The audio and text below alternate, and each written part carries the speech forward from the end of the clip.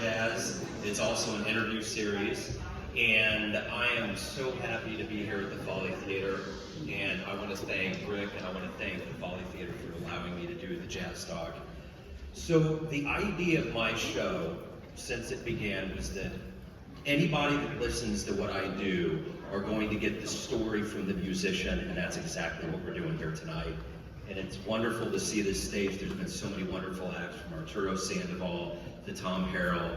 But tonight, you all are in for a treat with the mighty Hot Sardines. I have spoken to them before, and when I talked to Miss Elizabeth in 2015, prior to her first show, this is their fourth time. This is an old haunt. They love Kansas City.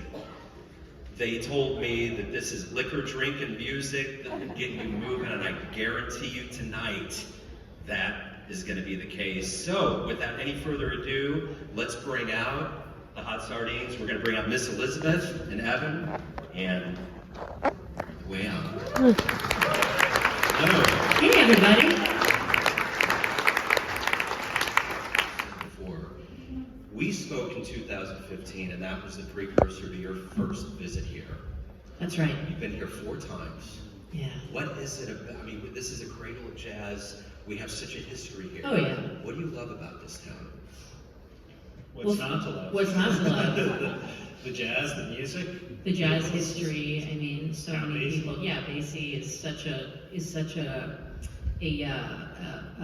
touchstone for us in terms of. I don't think anyone could make. No one made a large group of musicians swing as hard as Count Basie. Small groups might swing as much, but it's hard to make that many people swing like that, you know. So easily. Is right, and just like, and then his dynamics to go from the massive sound to like that one little flute moment at the end of Sweet Georgia Brown. The flute has been waiting the whole song, you know. The magic. The magic.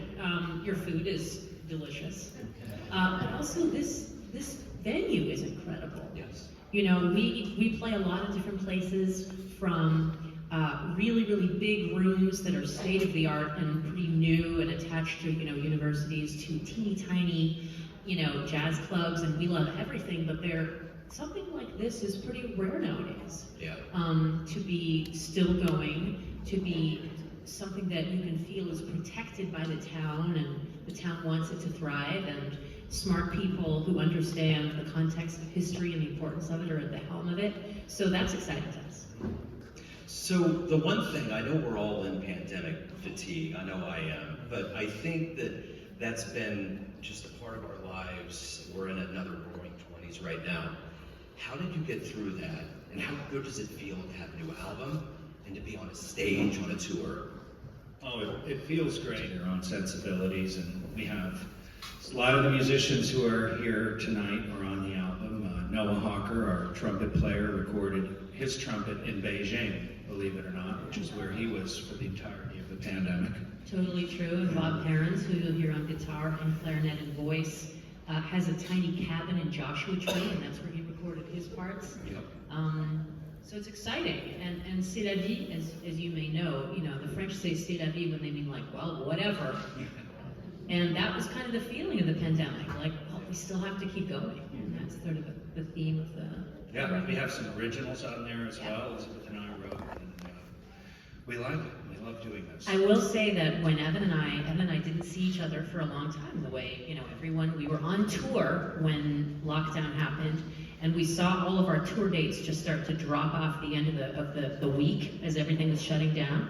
And then Evan and I didn't see each other apart from Zoom and FaceTime until many, many months later. But when he came to visit me with his family, he came to visit my family with his family. And our new RV that we bought. That's right, that's right. Evan, it was the greatest thing, because I mean, Evan and I, we've been doing this Hot Sardine thing for a minute now. To a championship weekend. So, you had